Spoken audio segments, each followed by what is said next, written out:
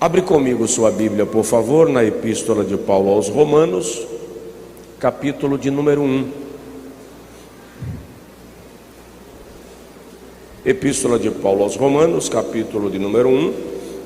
Nós vamos ler o versículo de número 1.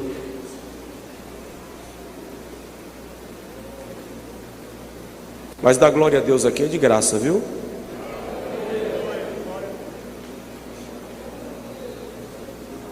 Todos encontraram? Podem dizer amém? Amém.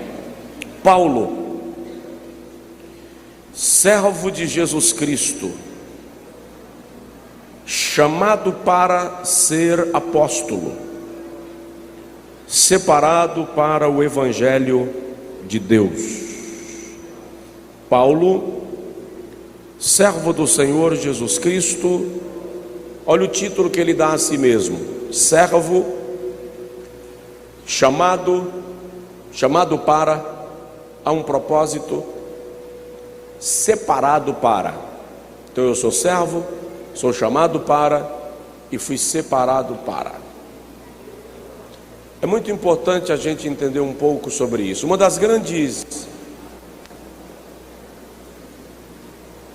Um dos grandes conflitos com os quais tenho me deparado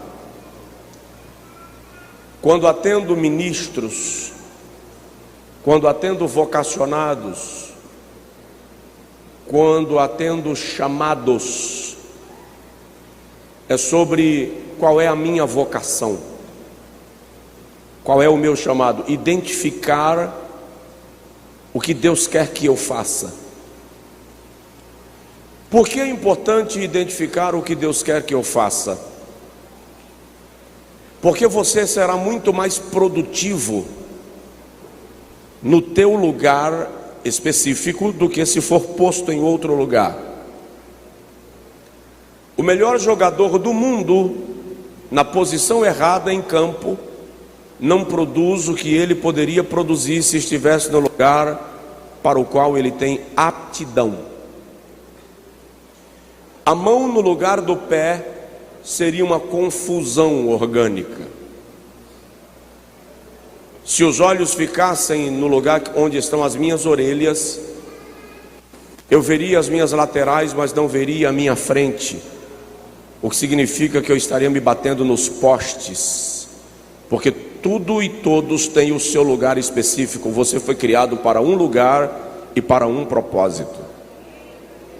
Entender isto é importante por causa dos conflitos que muitos crentes têm na igreja, que os levam a pensar que fomos salvos apenas para a salvação. Como se eu pudesse usar a expressão apenas para a salvação, já que a salvação é um todo tão amplo, tão pleno e tão absoluto, que a expressão apenas não combina com ela. Mas muitos acham que foram salvos simplesmente pela salvação. Deixa eu explicar. Se Deus te tivesse resgatado do mundo apenas para te levar para o céu, você não estaria mais aqui. Ele te salvaria e na primeira oportunidade te levaria para a glória. Que tal no dia do batismo? Sair das águas batismais e ser fulminado, para não se perder. Foi salvo, o diabo não consegue mais. Por que Deus te manteve aqui? Para quê? Porque a salvação não se resume ao ato de você ser salvo apenas, mas ela alcança a proposta e o propósito de tornar-nos agentes desta mesma salvação. O Senhor nos salvou para, através de nós, salvar a outros. Paulo diz aos Filipenses, no capítulo 3, versículo 12, assim: não que eu seja perfeito, ou que eu já tenha alcançado, mas prossigo para alcançar aquilo para o que também fui alcançado. Então Paulo está dizendo: eu fui alcançado para alcançar algo. Eu fui alcançado para um propósito. Para identificar o meu lugar no corpo de Cristo, eu preciso fazer distinção entre aptidão, vocação e chamado. Aptidão é aquilo a que eu tenho tendência de fazer. Vocação é aquilo a que eu me dedico a fazer. Chamado é aquilo que Deus quer que eu faça. Todos nós nascemos com aptidões. Aqueles, sobretudo, que atuam na área da educação e ou da psicologia sabem que a ciência moderna trabalha com o conceito de inteligências múltiplas.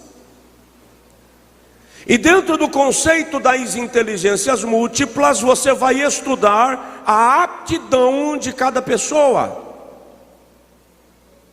Por que dois filhos,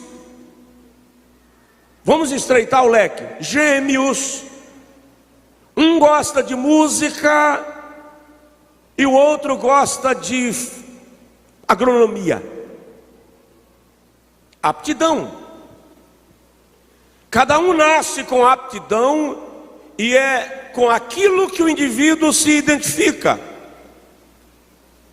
Por que alguns têm facilidade e habilidade com instrumentos musicais, mas outros vão para a escola de música e saem de lá, aprendem técnica, mas não conseguem colocar a alma na música? Aptidão. Porque aptidão não é aquilo que se aprende, aptidão é aquilo que está no campo da inteligência, é cognição. Vocação. Vocação está relacionado àquilo que me apetece, me encanta, me apaixona. Eu sou um excelente músico porque tenho aptidão para a música, mas a minha vocação é ser médico. Então eu vou fazer música por paixão e medicina por vocação. Mas chamado não é o que eu decido, nem ao que eu sou apetecido. Chamado é aquilo que Deus coloca na minha alma para o cumprimento de um propósito. E é preciso que eu seja provocado em Deus, pelo Espírito de Deus, para identificar o meu chamado. E é interessante que muitas vezes esse chamado se dá antes do meu nascimento. No ventre da minha mãe. Isso se deu com Jeremias: antes que saísses da madre eu te santifiquei. Isso se deu com João Batista. Para mim, se não o maior personagem da Bíblia, sem dúvida um dos maiores é João Batista.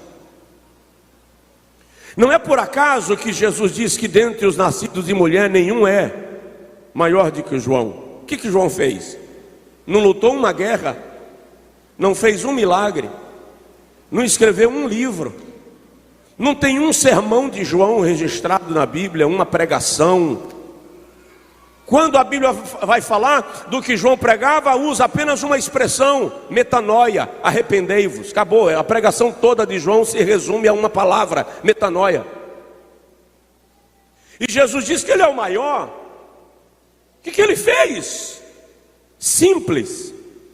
Ele é a ponte que liga a dispensação da lei à dispensação da graça.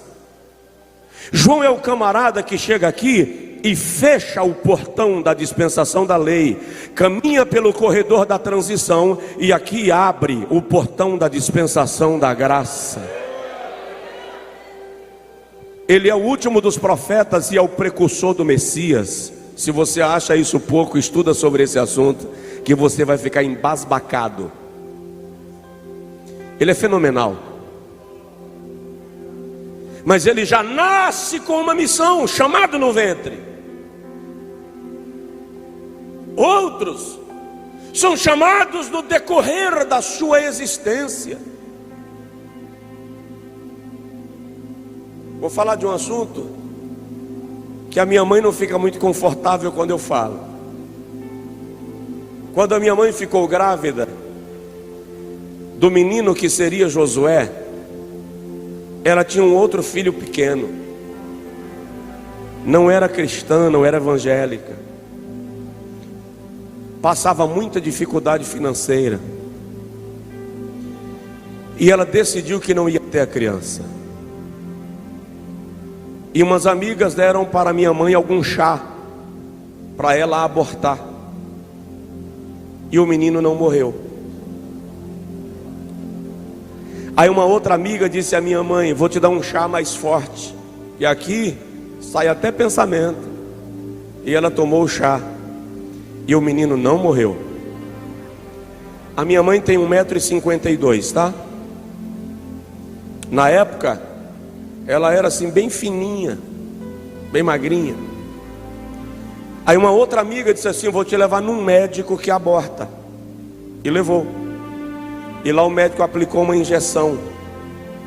E o menino não morreu. Aí ela decidiu que não ia insistir mais nisso. Eu nasci pesando 4,8 kg. Só uma mãe sabe o que isso significa. Na minha certidão de nascimento diz que eu nasci com 56 centímetros, quase do tamanho da minha mãe. Ela tem 1,52 m. Um dia desses eu falei com a minha mãe: quanto mais a senhora engolia veneno, mais eu engordava. A sensação que eu tenho é que ela dizia: eu não quero o menino. E Jeová dizia: mas eu quero. Mas eu não tenho condição de ter outra criança. E Jeová dizia: eu vou dar a condição, porque eu tenho um propósito com ele, eu tenho um plano, é ele. Entende? Então o chamado pode ser no ventre, pode ser ao longo da existência. O fato é que Paulo diz: eu sou o Paulo, servo do Senhor Jesus Cristo, chamado para. Eu e você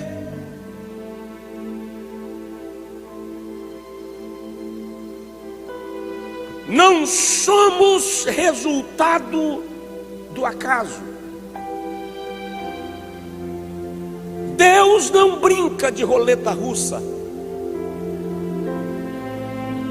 Deus não brinca de jogo da sorte. No dia que você nasceu, milhares de crianças nasceram. Centenas morreram. Ao longo da sua vida, milhares de pessoas morrem, conhecidos seus ou não. Você sobreviveu a acidentes, enfermidades. Você atravessou uma pandemia que matou milhões de pessoas. Você acha mesmo que você não foi porque você é mais santo do que quem foi?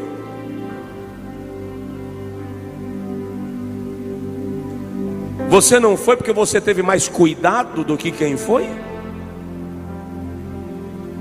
Eu conheço alguns que tiveram um cuidado absoluto e de forma inexplicável foram levados. Você só foi preservado porque Deus tem um propósito nas páginas da eternidade ao seu respeito. Porque você não é resultado do deu certo. Deus trabalha com projetos e planos muito bem elaborados, e há um chamado específico para a sua vida. Diga comigo: há um chamado para a minha vida. E sabe o que é mais incrível no chamado? Deus não depende que as pessoas aprovem o teu chamado.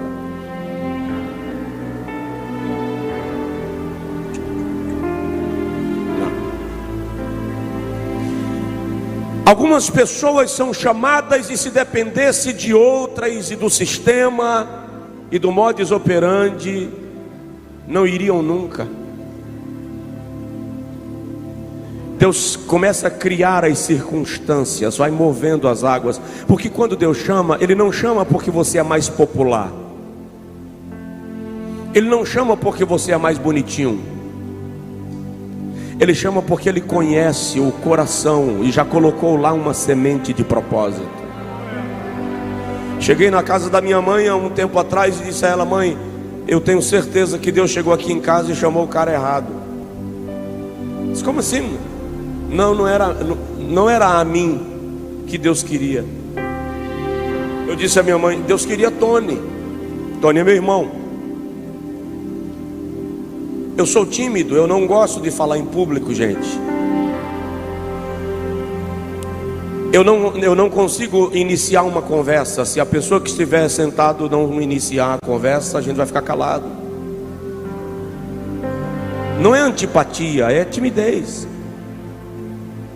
Eu não gosto de viajar. O cara chega para mim: vamos tirar férias? Onde? Vamos para a Europa. Vai fazer férias na Europa, irmão? Férias é em casa. Vou entrar num avião para tirar férias? Minha cabeça não lê isso.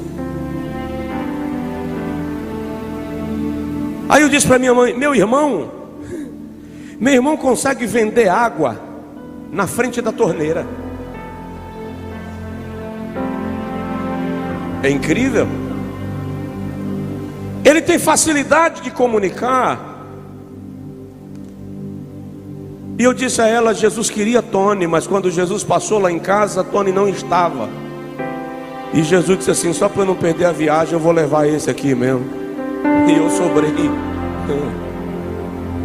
Falei isso com a minha mãe durante a semana. E naquele final de semana eu fui ministrar num congresso de pastores da igreja quadrangular, lá em Santa Catarina.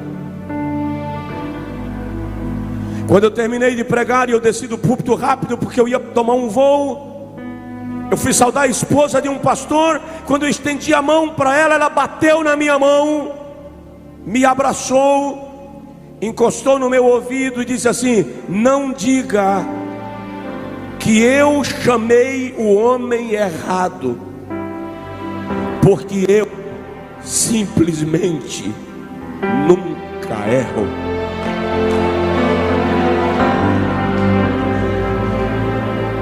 Então jamais questione o chamado de Deus em sua vida. Porém, dentro do chamado é preciso identificar o teu propósito. Qual é o teu propósito? Pergunta para o seu vizinho: qual é o seu propósito? Deus trabalha com propósitos. O olho vê,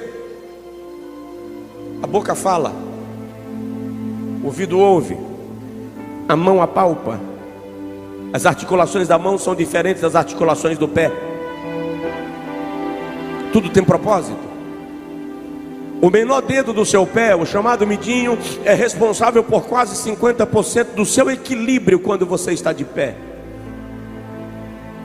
Você nem lembra que tem dedo mindinho no pé, mas é ele que te mantém em pé sem cair à toa, porque tem propósito. Um pregador de uma geração após a minha, e que Deus tem abençoado muito, me ligou um dia e disse: Josué, você já se flagrou em crise de comparação? Eu disse a ele: me explica. Ele disse: eu estou me comparando com todos os pregadores. Aí eu comparo as redes sociais, número de seguidores, engajamento. E os pregadores agora têm o hábito de colocar a agenda do mês. Aí eu comparo a minha agenda com a agenda do outro. Quantos compromissos ele tem mais do que eu? Se os eventos são maiores do que os eventos que eu vou, eu estou perto de ficar doido. Eu disse: ele vai ficar. Se não ficar doido, vai entrar em depressão. O que eu faço? Eu disse a ele: identifique o seu propósito. Quando você identifica o teu propósito, o sucesso do outro ou o fracasso não te afeta. Porque você descobriu o seu propósito, você vai focar em cumprir aquilo para o qual você foi determinado. Qual é o propósito do teu chamado?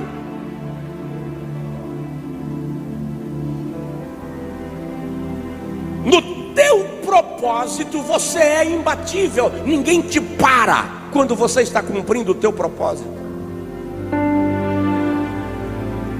Não significa que não haverá problemas, não significa que não haverá ataques, só significa que nada disso vai te entreter, porque você tem uma meta, você sabe para onde vai. E aí Paulo diz assim: não que eu seja perfeito, ou que eu já tenha alcançado, mas prossigo para alcançar aquilo para o que também fui alcançado. Pelo que, esquecendo-me das coisas que para trás ficam, prossigo para as que estão adiante de mim, pelo prêmio da soberana vocação de Deus em Cristo Jesus. Propósito. Diga amém. Se você quer que a tua vida tenha impacto, se você quer marcar a tua geração de alguma forma, defina o propósito do seu chamado. Paulo, chamado para, separado para. Paulo sabia porque ele estava lá.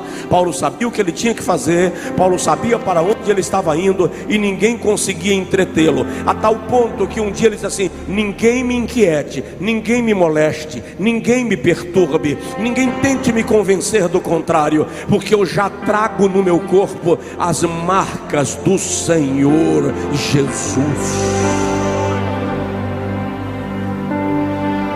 Então, quando eu falo de propósito, eu digo sempre: seja um missionário naquilo que você faz. Você é médico? Faça da sua função uma obra missionária. Você é advogado? Faça da sua advocacia um ministério. Você é empresário? Desenvolva a sua chamada missionária no ambiente dos negócios. Você trabalha na roça? Faça da roça o seu campo missionário. Crie propósitos naquilo que você faz. Quando nós entendemos que missões não estão relacionadas exclusivamente ao ato de abandonar tudo e ir, mas muitas vezes está relacionado ao ato de pegar tudo que você tem e tornar parte do projeto. Aí nós compreendemos que missões começa no dia a dia. Por quê? Porque a igreja é um corpo. E se ela não faz missões como cultura e como estilo de vida, ela não vai fazer como projeto. Se o meu estilo de vida não absolver o conceito de evangelização, de chamado, de vocação e de propósito, nada mais vai.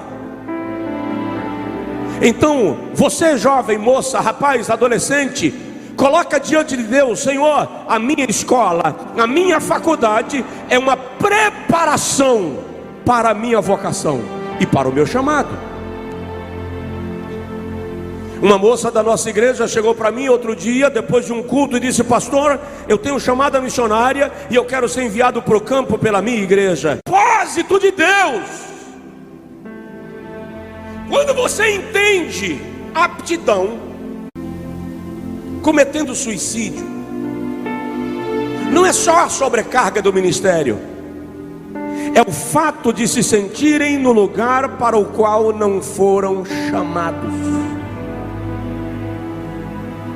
Há uma cobrança violenta sobre aqueles que desenvolvem o ministério, porque as pessoas não querem ministros, querem robôs programados para fazerem aquilo que o sistema colocou dentro deles como um chip.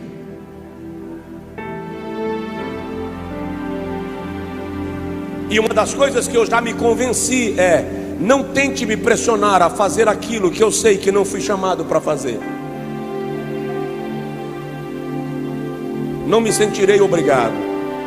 Pedro, primeira epístola de Pedro, capítulo 4, versículo 10, diz assim: servindo uns aos outros, conforme o dom que cada um recebeu. Servindo conforme. Qual foi a vocação que Deus te deu? Qual é o teu chamado? Você identificou? Faça aquilo que Deus te comissionou a fazer. Vou explicar. Pode descer, pastor? Pode caminhar aqui? Pode quebrar o protocolo? Pode quebrar o protocolo? Atrapalha o sonoplasta, câmeras. Eu tenho me deparado com pessoas que estão no ministério sem querer estar, que estão em funções para as quais não gostariam de se dedicar. Ministrar aquilo que você recebeu, conforme recebeu, é identificar o teu chamado e o teu propósito, e não se sentir na obrigação de ir além. Eu disse para um pastor um dia desse: quando você coloca a carga de uma carreta em cima de uma caminhonete, você estoura os amortecedores. Faz um projeto de evangelização de rua, faz um projeto de hora hoje com os meus filhos. Eu disse: mas é só isso? Eu disse: mas é só isso? É, mas isso não é um problema, pastor? Não, pastor, mas como é que eu vou fazer? Eu sou bispo, ela tem que ser bispo. Eu disse: queridão, deixa eu te perguntar, o que você prefere, a bispa ou a esposa? A bispa e perder a mulher. Ele disse: eu não tinha pensado nisso. Eu disse: acho bom pensar, ela está de passagem comprada. Liga para ela, para ver se ela aceita conversar comigo. Ele ligou e colocou no viva voz. Eu ouvi quando ela respondeu: não quero conversar com pastor nenhum, já sei o que está vindo aí. Pousa de cara equilibrado. Aguenta a peteca. Daqui a 3 horas você vai ligar para perguntar para ela se ela chegou bem. Mais nada. Não diga eu te amo, não diga que Deus vai punir, não diga embora. Não fica ligando todo dia. Diga só isso e não fala mais nada. Ele disse: pastor, será que funciona? Disse: vamos tentar. Quando ele ligou para ela uma semana depois, disse: eu abro mão da bispa, mas não abro mão da esposa. Ela falou assim: quem lhe mandou me dizer isso?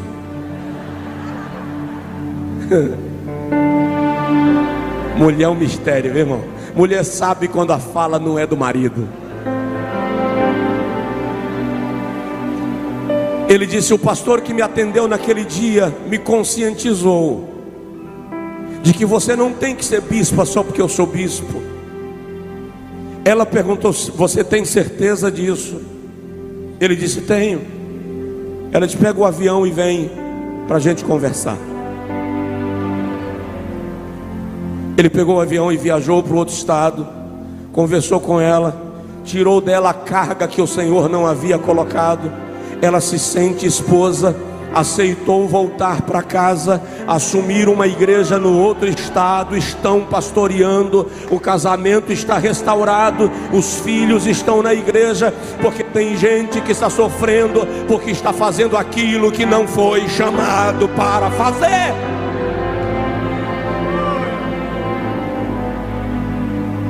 Vamos parar? Eu não senti fome ainda. Esse é o problema.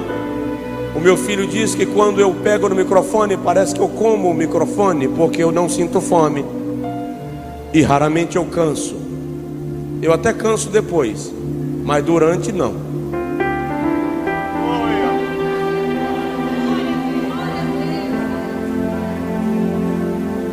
Provoca a pessoa do seu lado e diz para ele assim: ministra aquilo que você recebeu para ministrar.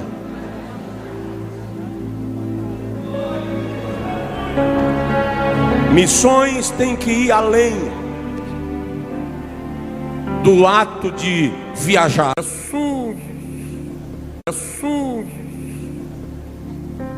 Dom de curar. Acabou. O resto, talvez. Mas presta atenção, a Bíblia fala de dom de socorro. Sabe aquele irmão, toda igreja tem pelo menos um, que não aguenta saber que tem uma pessoa internada, ele vai lá para o hospital enfurnar, fazer visita, fica lá, dá conta. Não aguenta saber que tem uma família da igreja passando necessidade, ele faz uma campanha de arrecadação de alimentos e vai levar na porta. Toda igreja tem pelo menos um dom de socorro, dom de repartir. Romanos 12, Paulo fala até de dom de aconselhar. Gente que nunca subiu num púlpito, e se subir morre, dá infarto. Mas quando assenta com um casal em crise, com um jovem rebelde, consegue com paciência e aconselhamento mudar a rota. Isso é dom. E infelizmente a igreja não enxerga isso, porque alguém disse para nós que você só tem o carimbo se alguém falar em língua, se você interpretar. E aí nós temos gente na igreja que pensa que estão aqui para nada. Deus nunca me usou. Nunca te usou? Quantas vezes a senhora levou alguém para almoçar na sua casa e com dedicação a senhora preparou o almoço mais especial e aquela pessoa comeu? E às vezes a pessoa estava esperando justamente da parte de Deus um gesto de mesa para se sentir amado, como resposta de Deus. Provoca o vizinho e diz: Deus está ali usando. Você é que não sabe. Um pastor norte-americano terminou de pregar numa grande conferência, e quando ele fez o apelo, apenas uma criança de 7, 8 anos veio à frente, se entregando a Jesus. E ele saiu do culto frustrado e foi para casa revoltado. E a esposa dele perguntou: por que você está nervoso? Ele disse: eu preguei numa conferência e se converteu uma pessoa e uma criança. O nome daquela criança, William Franklin Billy Graham.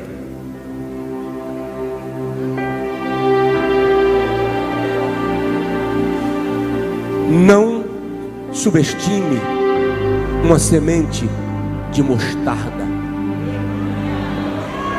Só porque ela é pequena, não significa que não se tornará uma árvore frondosa.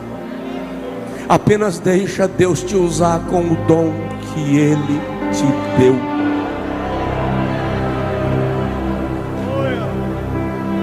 Tem uma irmã na igreja que eu sou pastor, que de vez em quando eu vejo, ela se aproxima de alguém e diz assim: posso lhe dar um abraço? E um dia, pastor Hildo, eu fui para a igreja com uma carga de brita nas costas. Eu estava mal, eu estava arrebentado, eu não tinha condição nenhuma de pregar. Não era só físico, era alma. E ela se aproximou de mim e fez assim: pastor, Deus me mandou lhe dar um abraço, eu posso lhe dar um abraço? Eu disse: pode, minha irmã. E ela me abraçou e me apertou, segurou, soltou e abraçou de novo e apertou. Soltou e abraçou de novo e apertou. E saiu. Irmãos, quando ela saiu, eu senti o peso sair de cima de mim. Uma graça extraordinária se derramou sobre a minha alma. Foi tão real o sentimento que eu chamei 2 pastores e disse: acompanha essa irmã e ora por ela. Mas por quê, pastor? Porque a carga que saiu de cima de mim agora não pode ir para cima dela. Ora por ela e pede para o Senhor abençoar a vida dessa irmã.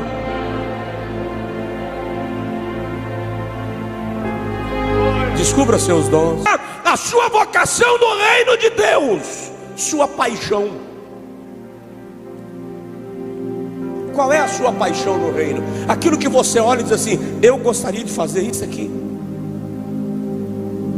Eu cuido do ministério de mulheres, mas minha paixão mesmo é evangelismo.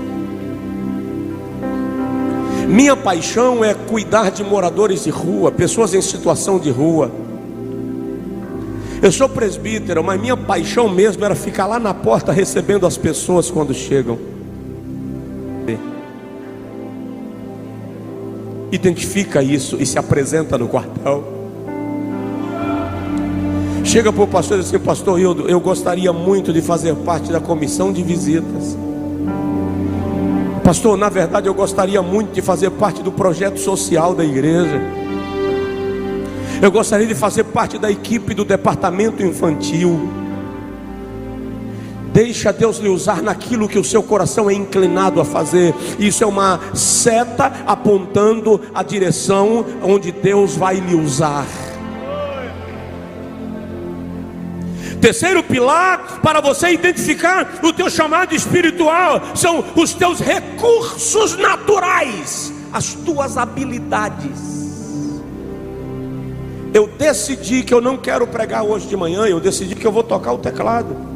E eu vou pedir ao tecladista, por gentileza, que ele se afaste para eu tocar. Aí quando eu sentar e começar a tocar, vocês não vão entender nada com nada, porque eu não sou tecladista. Então eu quero ser tecladista, mas não tenho habilidade. Na verdade eu quero ser professor da escola dominical, mas eu não tenho habilidade para a pedagogia, para o ensino. É o fim do mundo? Não tem solução? Tem. Existe o quarto pilar para você identificar a sua chamada. Sua área de experiência inclui cursos, treinamento, preparação, experiência pessoal. Ou seja, se o que eu quero é me tornar tecladista, eu vou precisar treinar, me preparar, estudar para isto, me desenvolver naquilo que eu quero fazer. Identificou a paixão do coração? Busque preparação, busque treinamento. E quinto, sua maneira de ser, sua personalidade. Coloquei um casal para aconselhar outro casal. Olha que confusão eu arrumei. Coloquei um casal para aconselhar outro casal. E quando a mulher começou a falar, a mulher que estava sendo aconselhada, falando para o casal conselheiro, e ela foi falando as suas experiências e por que ela não queria mais o casamento, a conselheira olhou para ela e falou assim: você quer um conselho, minha filha? Sim, larga esse homem. Irmão, terra, conserta isso, vai lá.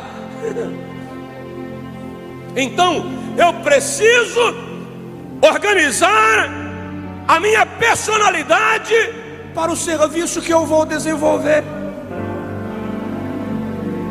Olha bem para mim, eu já vou terminando. Só faltam mais 5 tópicos. Irmão, eu não sou calminho, eu não sou paciente. O meu temperamento é colérico. Quem já estudou sobre isso sabe que esse é o temperamento mais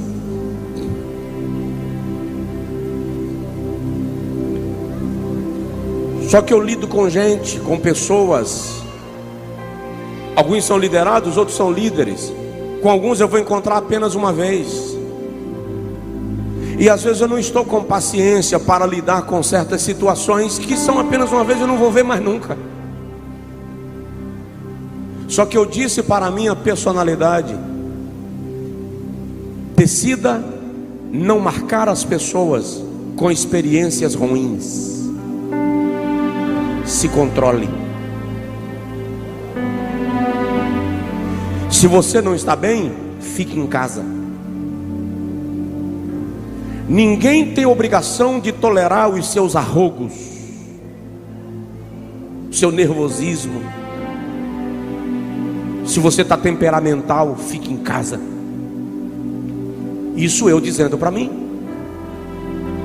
E eu sei o dia que eu não acordo bem. Hoje eu acordei com muita dor de cabeça, por exemplo. templo, e é um dia ruim, porque a dor de cabeça me deixa chato, intolerante, impaciente. Então, antes de vir pregar para vocês, eu parei na frente do espelho e preguei para mim. E eu disse: relaxe, desacelera, prega devagar, tome mais tempo debaixo do chuveiro,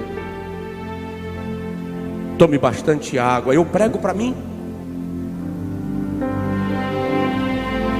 para quando eu sair na cara do elevador, quem foi me buscar não se encontrar com um bicho vestido de paletó, de terno e gravata. Porque alguns ministros acham que porque eles são o pregador convidado, o pastor da igreja, a autoridade do ambiente, eles podem sair passando por cima de todo mundo como se fossem trator esteira. Aí o Espírito Santo olha e diz assim: eu entendo que você está nervoso, mas você não precisa fazer assim, porque aquela pessoa que você pisou também é minha. Eu também gosto dela. O coração dela também tem sensibilidade. Então você quer descobrir seus dons e talentos, seu chamado? Averigue os dons espirituais que Deus lhe deu, as habilidades naturais que Ele te deu, a paixão do teu coração, a capacitação, treinamento e experiências de vida. Naquilo que você focou, onde há uma necessidade, aí está a tua vocação. Onde houver uma necessidade, aí está, aí você se tornou necessário. Deixe Deus lhe usar naquilo que vai surgindo para ser feito.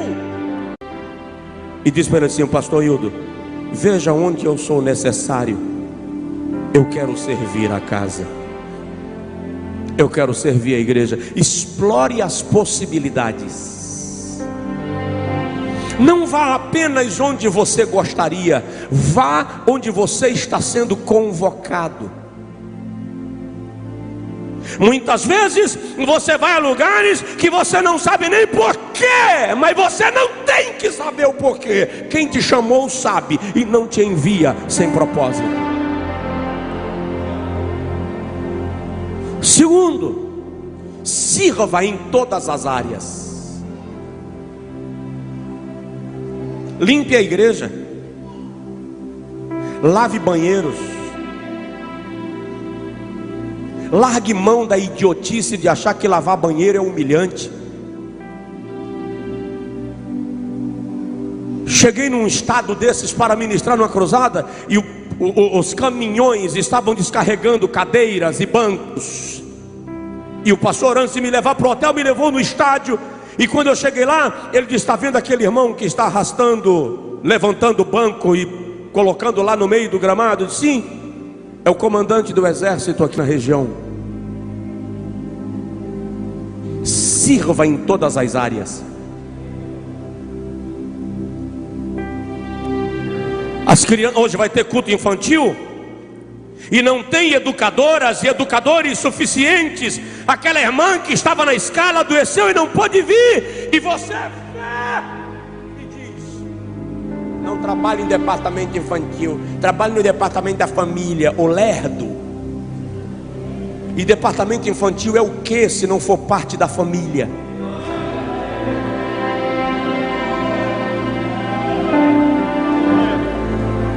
Nós queremos fazer missões como se o chamamento missionário fosse restrito ao conceito daquele que abandonou tudo e foi. A base é aqui. Tem alguém aí? Peguei pesado demais? Terceiro, examine seus sentimentos. À medida que você vai desenvolvendo o ministério, você vai percebendo onde você se sente mais confortável, e Deus vai te usar exatamente naquilo onde o seu coração sente mais paixão, envolvimento. O fato é que Deus quer lhe usar. Eu vou repetir: Deus quer lhe usar.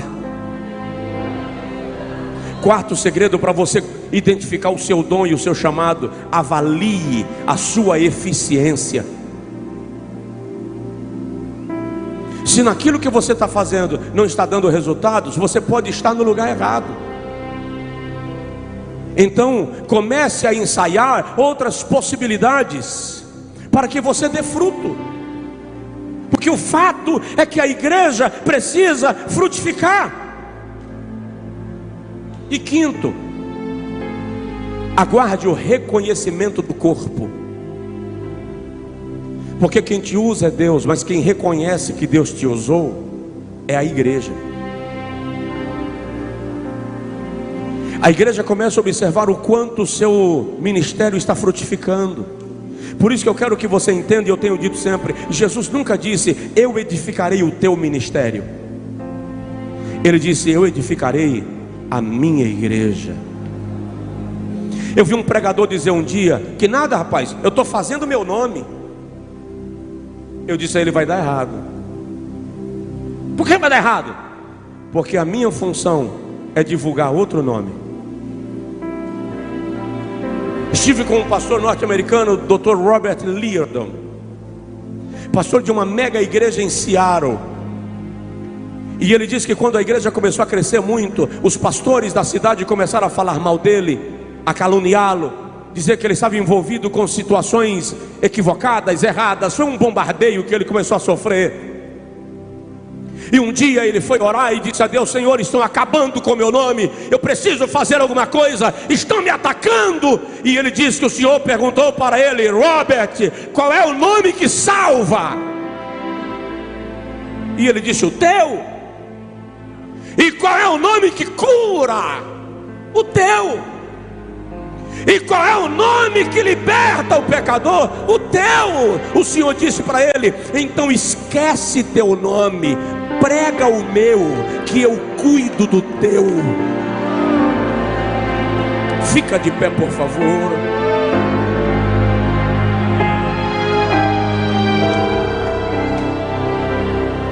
Deus quer lhe usar.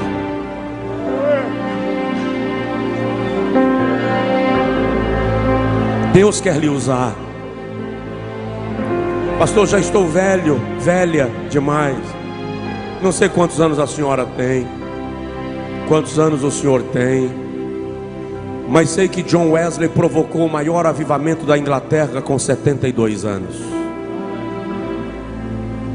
Sei que Moisés tirou o povo do Egito com 80 anos.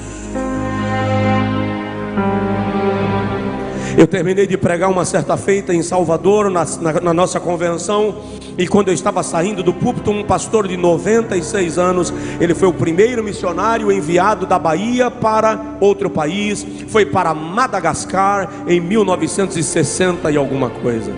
Agora com 96 anos, ele veio me saudar, parabenizar pela pregação, e ele quis falar alguma coisa, e o som estava tocando, eu não ouvi, e eu inclinei para ouvi-lo, e ele disse assim, com bastante dificuldade, repito, 96 anos, ele disse: eu ainda tenho um sonho. E eu me perguntei, o que um homem de 96 anos sonha? E eu falei: qual é o sonho, pastor Euclides? Ele disse: eu ainda sonho ser enviado novamente para o campo.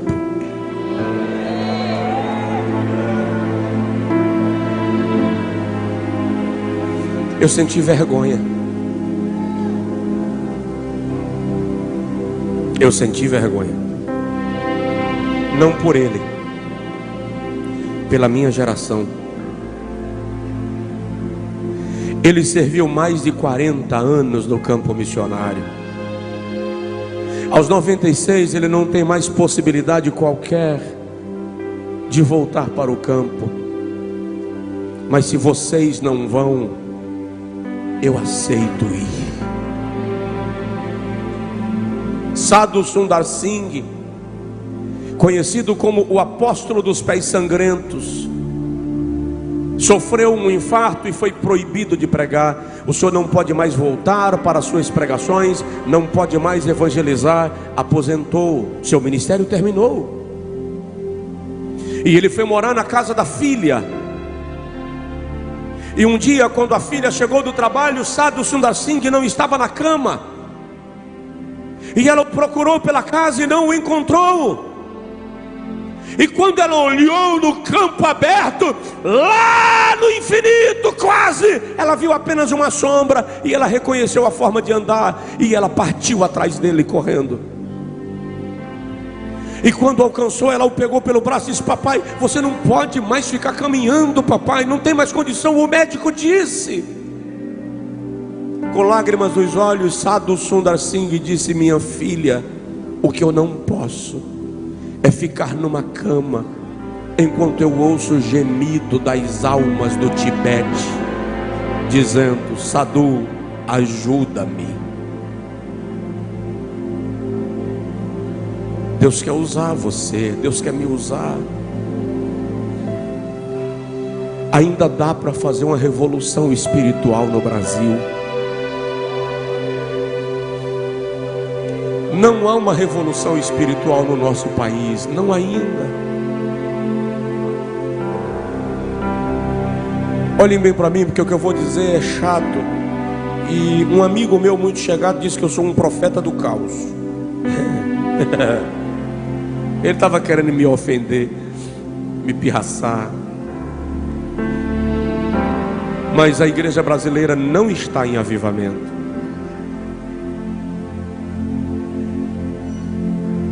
Leia sobre os avivamentos da história. Uma pesquisa da sociologia diz que 20% de uma população é suficiente para mudar a cultura da população inteira. Um quinto de uma população é suficiente para mudar a cultura de uma população inteira. Nós somos mais de 20% de evangélicos no Brasil. E do ponto de vista moral, cultural e ideológico, o país está descendo uma ladeira.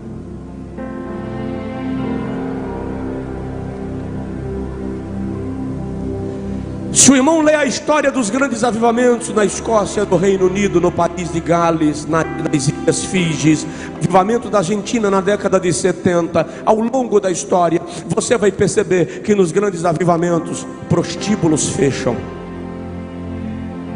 bares diminuem, índices de violência caem, índice de corrupção diminui.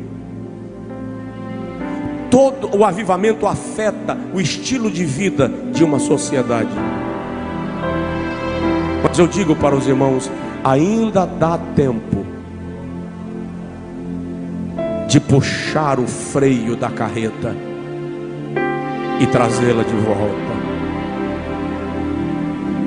Eu recebi um apóstolo do Chile alguns dias atrás, e ele me disse: pastor, fala com a igreja brasileira para ela acordar, porque se a igreja brasileira não acordar, ela vai viver o que nós estamos vivendo no Chile, o que nós estamos vivendo em outros países da América Latina. Não, eu não estou falando estrita e restritamente de questões políticas, eu estou falando sobretudo de postura espiritual. A igreja precisa se posicionar, nossos jovens precisam se posicionar e dizerem ao Senhor: eu quero ser usado, eu quero ser instrumento. Onde começa isso, pastor? No seminário? Na faculdade? Não.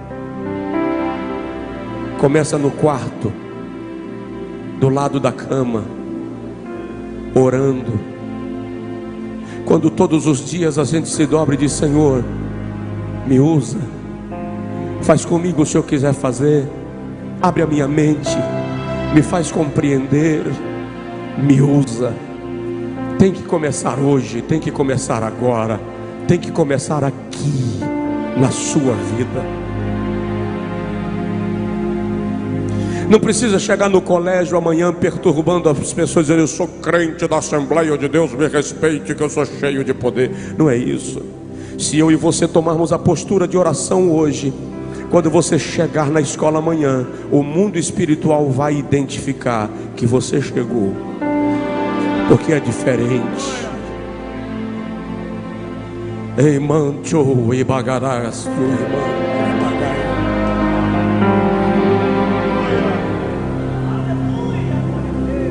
Eu quero que você que se dispõe a ser instrumento de uma revolução espiritual,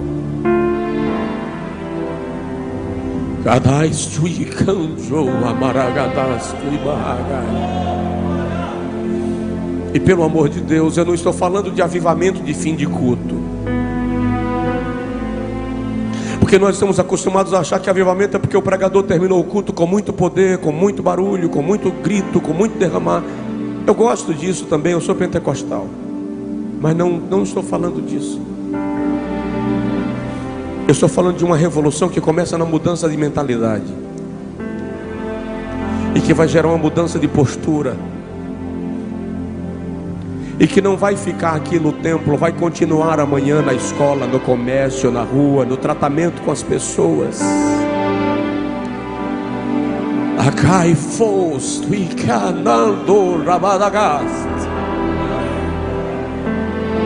Eu não aceito a ideia de que para as pessoas saberem que eu sou cristão, eu tenho que dizer que eu sou cristão. Eu entendo que elas precisam saber que eu sou cristão quando olham para mim, porque é um estilo de vida, é uma cultura, é um jeito de ser. Não pode depender da cor do meu cabelo, do modelo do meu terno. Tem que depender da minha forma de apertar a mão, de tratar, de responder. Preciso conseguir contagiar as pessoas com o estilo de vida.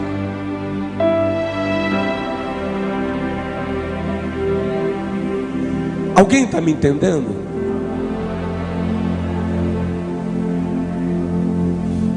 Isso exige esforço, porque é fazer um exercício inverso. Mas o Senhor está contando com a gente. Se eu pudesse ir a cada cidade do Maranhão, se eu pudesse ir a cada cidade da Bahia, se eu pudesse ir a cada cidade do Brasil só para dizer isto.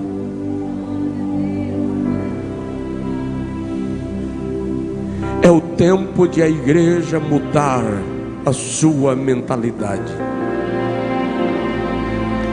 Ouça bem, é o tempo de uma revolução espiritual.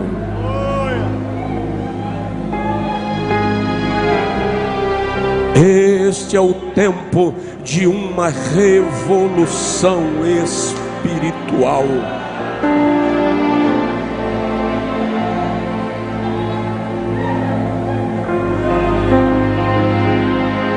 Ajoelha se você preferir, fique em pé se achar melhor, venha à frente se desejar. Mas é hora de orar e dizer a Deus: eu vou fazer parte desta revolução.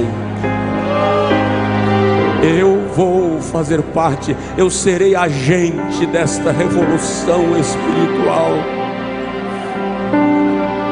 No meu trabalho, na minha casa, na minha escola, na faculdade, o mundo olhará para mim e verá Deus na minha vida.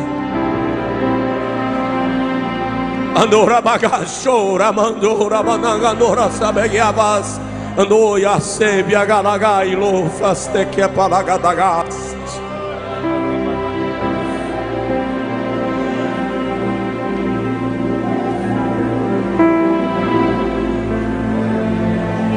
Alabagai choruranantuira bagas.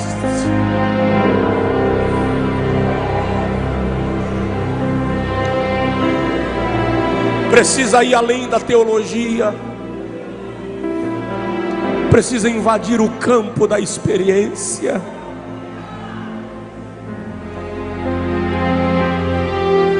Precisa ir além da religião, precisa entranhar no organismo. Deus.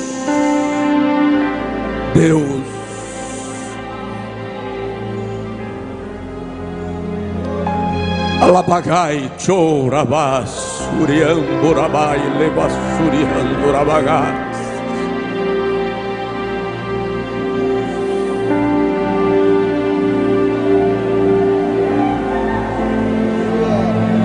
muda o nosso nível espiritual, nos leva a outra dimensão de experiência de vida cristã.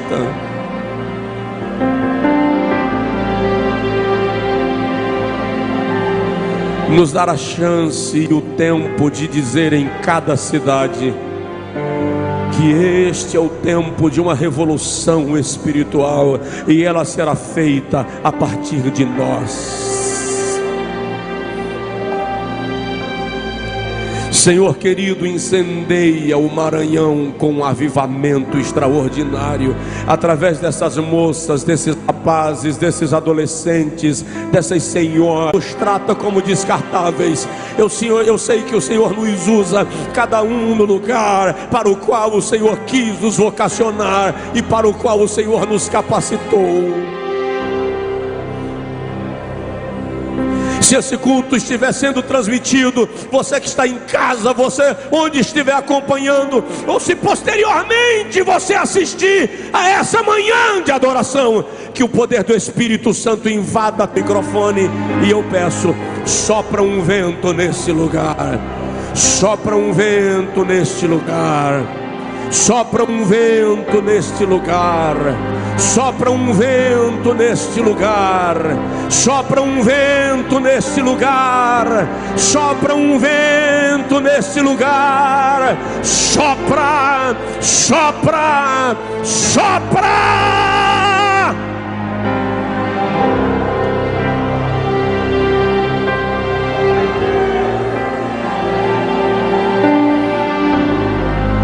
Enquanto você ora e se entrega, eu vou pedir àquela moça que cantou Além do Rio Azul com o coral, volta aqui, organiza aí para cantar de novo. E vocês vão cantar com línguas estranhas. Você que está aqui na frente, se quiser permanecer, permanece. Há uma onda do Espírito Santo sendo liberada sobre nós esta manhã. Há uma onda do Espírito Santo sendo liberada sobre nós esta manhã. Há algo extraordinário. Jesus vai batizar com o Espírito Santo. Jesus vai provocar um chamamento. É tempo de uma revolução espiritual. Esse é o tempo que os nossos louvores vão sair com outra forma de manifestação. Não será apenas a voz, será o alcance. Você não vai conseguir cantar a música inteira em português, vai começar a cantar em línguas. O coral vai ser interrompido por uma onda do Espírito Santo. A igreja vai ser tomada pelo poder. Imperatriz, Maranhão, Brasil, vai ver uma igreja que revoluciona o mundo pelo poder.